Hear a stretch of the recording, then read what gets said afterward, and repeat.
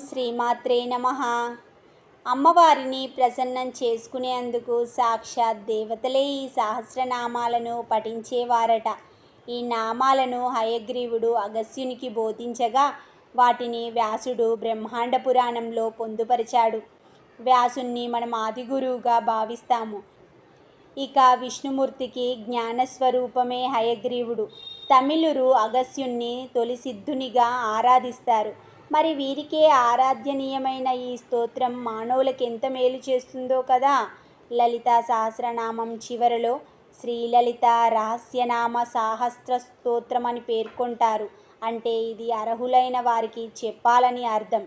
ఇందులో పారమార్థికమైన గూఢార్థాలు చాలా ఉన్నాయి. సాధకులు, ఉపాసకులు జ్ఞాన మార్గాన్ని సూచించే అనేకమైన రహస్యాలు ఇందులో ఉంటాయి. అమ్మవారి బీజాక్షరాలు, సృష్టి రహస్యాలు,